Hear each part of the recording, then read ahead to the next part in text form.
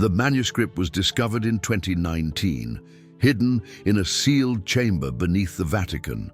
12 pages, yellowed with age, handwritten in archaic Latin and fragmented Italian.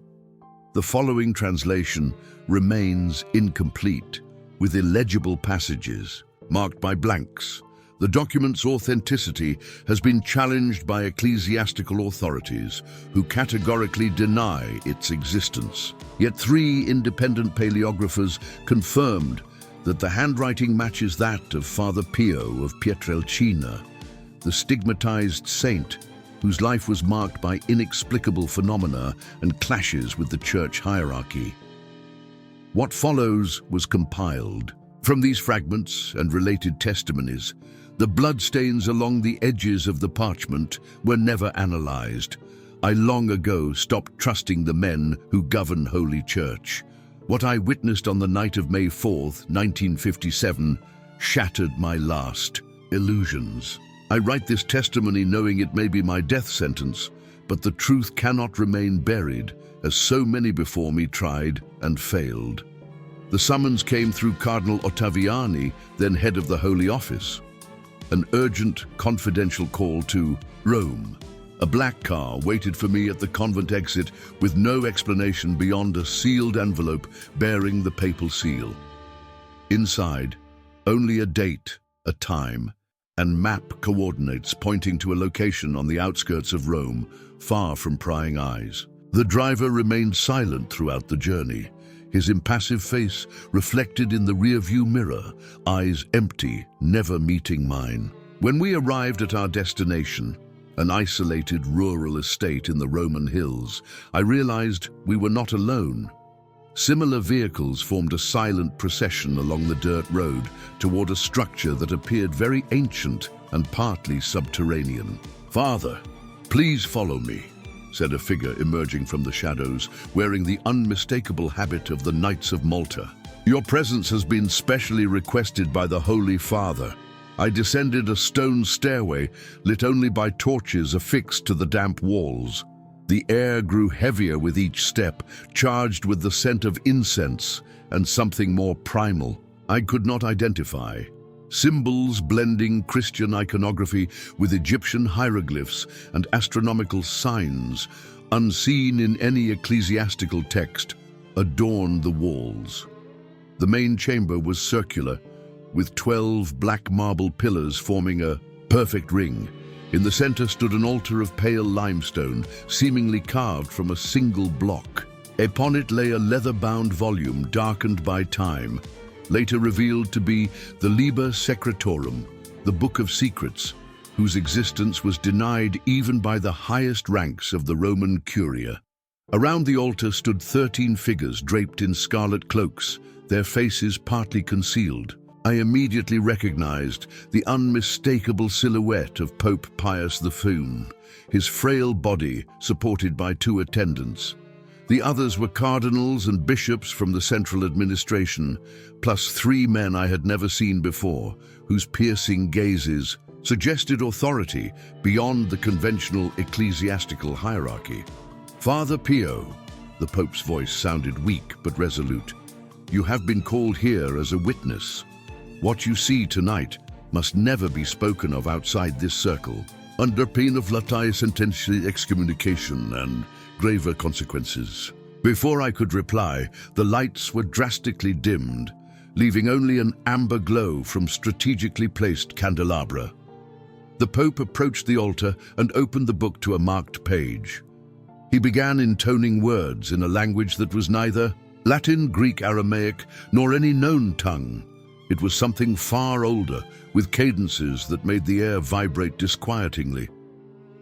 One cardinal brought forth a silver vessel from which Pius XIII withdrew an object wrapped in linen cloth. When he unwrapped it, I felt my blood run cold. It was a relic that, according to official church tradition, had been destroyed in the 4th century by Constantine's decree, a fragment of what they called the lapis exilis, the stone said, to have fallen from Lucifer's crown during his fall. The jet-black gem, fist-sized, seemed to absorb light from its surroundings. Its surface did not reflect, but rather devoured all luminosity, creating a visual void that induced vertigo in anyone who stared for more than a few seconds. In principio erat verbum, the Pope began, reciting the opening of the Gospel of John, but diverging into a twisted version never taught in seminaries. Et verbum erat apud Deum, et verbum erat ante Deum. And the Word was before God. A fundamental heresy contradicting all Christian theology. My knees gave way at such blasphemy from the very lips of the Vicar of Christ. The words alternated between traditional Latin and that unknown language, creating a rhythmic pattern that physically pressed on my eardrums. The others joined the chant, their voices merging into impossible harmonies that seemed to emanate from every direction at once. I noticed the altar vibrating subtly. The black stone levitated a few centimeters above its surface, slowly rotating on its axis. A purple luminescence pulsed from its core like a living heart. The air grew heavy, charged with static electricity that made the hairs on my arms stand on end. One of the unknown men then approached, carrying a sealed parchment with 7 red wax seals. He broke them one by one, unfurling a document covered in complex diagrams and equations, blending advanced mathematics with ancient astrological symbols. "The cycle will complete soon," he said in Italian, his accent unmistakably Germanic. "The calculations confirm the alignment recorded in the Codex Gigas." The Pope nodded gravely.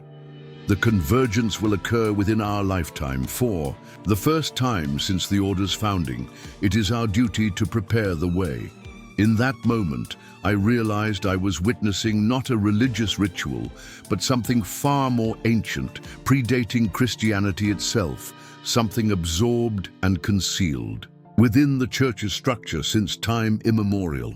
The chanting intensified, and the stone emitted a low hum that reverberated through the body, making internal organs resonate in unison. Several participants reached out toward the relic, and filaments of dark energy, visible even in the dim light, connected their fingers to the stone's surface. The nearest cardinal staggered, and I instinctively caught him. When our arms touched, a rush of visions flooded my mind. An impossible subterranean city with non-Euclidean architecture that defied physics. Corridors curved back upon themselves. At impossible angles, halls of indeterminate height, and at the center, an empty throne carved from a substance resembling black glass, pulsating like living tissue. If you're following these forbidden revelations, consider subscribing for more decoded files. The truth must not stay hidden, and we need allies on this journey through the labyrinths of forbidden knowledge. The ritual continued for hours. As the night wore on, I saw subtle changes in the participants. Their movements grew fluid, almost choreographed, as if responding to an inaudible music. Their eyes occasionally reflected light in an unnatural manner, like those of nocturnal animals. One of the unknown men, later revealed to be a theoretical physicist secretly contracted by the Vatican, approached the altar with a metallic device resembling an astrolabe, but incorporating electronic components. He pointed it at the floating stone and made precise adjustments to its dials and levers.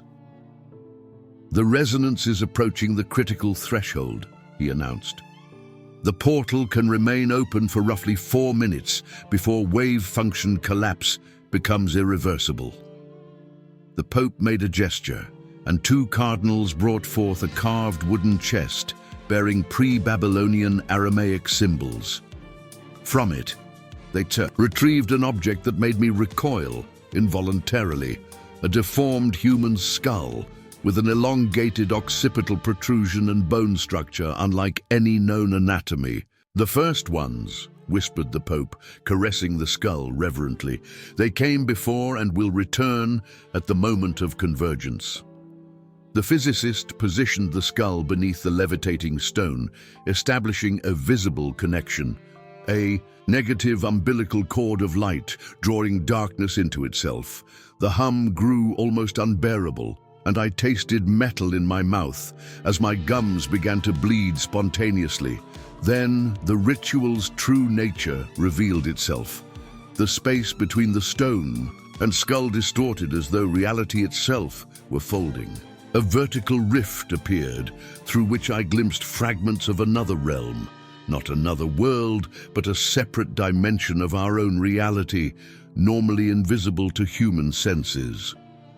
Through that fleeting opening, voices spoke, not human voices, but something close enough to language to be partially understood. They communicated directly into the mind, conveying concepts for which we lack words. The Pope and others responded not orally, but through concentrated mental projection, as if sending thoughts into that dimensional tier. The physicist monitored his device, making constant adjustments. "Quantum interference is escalating," he warned. "We must end contact in 60 seconds. The Pope ignored him and continued the silent communion, his frail body visibly straining, sweat pouring down his pale face. The others held their positions in the circle, though I noted, some showing extreme exhaustion. The rift suddenly expanded, and something began to emerge, not a complete physical form, but partial projections, like ethereal fingers probing our reality. The air around those appendages warped, creating halos of refraction that split light into impossible spectrums, colors unseen and barely processed by the human eye. "Suffocate!" the Pope finally cried, his voice hoarse with effort. The physicist violently turned several controls, and the rift started to contract, the interdimensional. Fingers forced back into their plane. At the precise moment the rift sealed completely, the black stone emitted an energy pulse that knocked us all to the ground. When I struggled to my feet, the altar appeared partially crystallized, as if subjected to extreme cold. The alien skull had disintegrated into dust, and the black stone lay inert at the altar's center, seemingly stripped of its extraordinary properties. Pope Pius V was immediately attended by his aides and carried off to an antechamber. The others dispersed, swiftly, avoiding eye contact. Cardinal Ottaviani approached me, exhaustion etched on his face. "Father Pio," he said softly, "do you now understand why you were summoned? We needed someone whose connection to the divine transcends institutional channels. Your stigmata are no accidents. They are resonant anchors to specific dimensional frequencies." I recoiled, horrified by his implication. "What I have witnessed has nothing to do with God or Christian faith," I replied. "It is something far older and far more dangerous." Ottaviani offered a grim smile. "And what do you believe has always been behind every religion, my dear priest? Do you truly think those who built the first cathedrals were unaware of the power in their keystones? Why do you suppose the Templars were persecuted? Why have Jesuits maintained astronomical observatories since their founding?" He leaned closer, whispering, "The Church has never been merely an institution of faith. We are the guardians of portals from Melchizedek to the present. Apostolic succession is not just spiritual authority, it transmits ancestral knowledge about the tiers between dimensions and the beings that inhabit them." I felt physically ill. My life's devotion to Catholicism now seemed either an elaborate lie or, worse, a deliberately distorted, partial truth to conceal something far deeper and more disturbing. "Your stigmata," Ottaviani continued, "are not reproductions of Christ's wounds, but dimensional anchor points, wounds in reality's very fabric. Christ was not the first to bear them, nor will he be the last. They manifest a physical interface with what lies beyond." I could not reply. My mind struggled to reconcile all I had witnessed with my deeply rooted faith. The others had already departed, leaving me alone with Ottaviani in the ritual chamber. "What you did, what you contacted," I murmured at last. "It is not a matter of good or evil, Father. Those are simplistic human categories. What exists beyond our sensory plane simply is. It predates any human notion of morality or theology. The ancients attempted to name these forces: angels, demons, gods, titans, all imperfect approximations. He checked an antique pocket. Watch before concluding. Your ride awaits to take you back. I suggest you meditate deeply on what you have seen. Your response will determine your future role, or lack thereof. The return journey was in complete silence. My mind churned with unanswered questions and dreadful implications. I spent the following days in constant prayer, seeking a divine sign to restore my shaken faith. None came. A week later, I received an official letter from the Vatican, signed by the Holy Father himself, placing prudential restrictions on my ministry, a euphemism for silencing me. I was forbidden to celebrate public mass, hear confessions, or speak to the press. Most disturbing, however, was the object accompanying the letter, a small box containing a tiny fragment of the black stone set into a silver medallion. The attached note, handwritten by Cardinal Ottaviani, read simply, "For your deeper understanding, use with extreme caution." I locked the medallion in a wooden chest, refusing to touch it again after the first time, when mere contact with. My skin unleashed visions of submerged cities and infinite libraries, guarded by beings whose geometry defied sanity. In the months that followed, I noticed subtle changes around me. Figures watching my convent from a distance, interference on telephone lines, letters never reaching their recipients. More disturbing still were changes in my own stigmata, which at times glowed with an almost imperceptible phosphorescence in complete darkness. In my clandestine research, I found references to similar rituals secretly conducted by popes through the centuries. Innocent III, Gregory VII, Sylvester II, the mathematical pope who introduced Arabic numerals to Europe, and rumor has it kept a metal skull that answered questions about the future. I also discovered mentions of the Custodes Portorum, the guardians of the portals, a secret order within the church, older than the Jesuits or Dominicans, possibly dating back to Christianity's earliest days, or even earlier. An organization dedicated to monitoring and controlling certain lines of force encircling the planet, points where the membrane between dimensions is thinnest. Most alarming was learning that great cathedrals and basilicas were not sighted by chance or convenience. Tracing lines between them on a map revealed precise geometric patterns corresponding to specific stellar configurations. Not as they are now, but as they were thousands of years ago, or as they will be in a distant future. Every cornerstone was placed upon one of these dimensional convergence points. Gothic architecture, with its precise mathematical proportions, acts as technology amplifying interdimensional energies. Stained glass windows are not merely decorative, they filter specific light frequencies that influence reality's permeability. As I delved deeper, I realized I was under close surveillance. I found bugs in my cell. Certain books I consulted in the convent library vanished mysteriously. Pages from my own diaries were subtly altered, not removed, but rewritten in handwriting nearly identical to mine. On January 16, 1958, I awoke in the dead of night to an overwhelming presence in my room. No one was visible, but the air felt thick, almost gelatinous, and breathing required conscious effort. The medallion, still locked away, emitted an audible and a purple glow seeped through the wooden box's seams. That night, I resolved to document everything I had witnessed and discovered.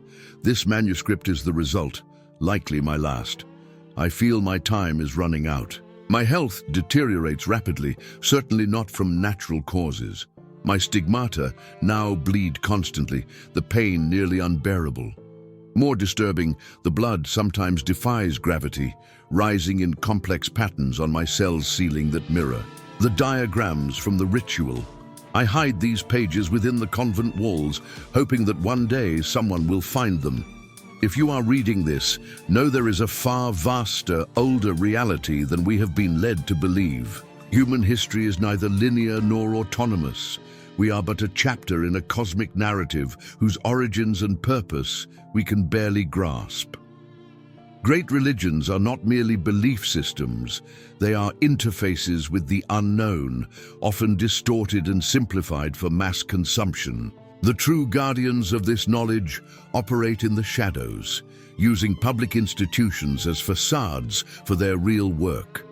Forces constantly watch, gauging the moment for broader contact. The convergence mentioned during the ritual draws near. When the celestial alignments are complete and the planet's fundamental frequencies reach critical resonance, the portals will slip beyond the custode's control. The medallion I was given, now buried where I pray it will never be found, is only one of many keystone stones distributed worldwide. Together, they form a network, a navigation and anchoring system for those who wish to cross the dimensional abyss. My faith in God endures, but has transformed into something more complex and terrible. If He exists, and I believe He does, He lies far beyond the grasp of traditional human theology. Perhaps what we call divinity is merely the echo of a vaster reality bleeding into our limited dimension. I hear footsteps in the corridor, more frequent now, always at dawn. Silent figures watching while I feign sleep. They are not convent monks. Their movements are too fluid, too synchronized. Sometimes, when moonlight enters at a precise angle, I see their shadows do not align with their bodies. This will likely be my final record. I doubt I will live to see this year's Easter. My only hope is that these words reach someone capable of grasping their significance and acting accordingly. One last warning: if you ever hear the hum, that specific tone just below conscious hearing that makes your teeth vibrate, stay away immediately. It is the sound of a portal beginning to open. If you notice someone's pupils dilating until they fill the entire eye, do not trust them. They are no longer who they once were. The knowledge I acquired unwillingly condemns me, but perhaps it can save others. Look upon cathedrals not as monuments of faith, but as machines whose purpose has been obscured by time. Observe their patterns, their convergences. Study history's silences as much as its records. And you, reader of these forbidden lines, I ask, when the night is darkest and the silence deepest, have you ever felt that indefinable presence watching from the shadows? Have you sensed certain religious structures evoking inexplicable physical sensations when you stand within them? Have you noticed how some religious rituals, stripped of their theological context, closely resemble technical procedures for manipulating physical forces? Reflect on this, but never speak openly. They are always listening. They are listening now.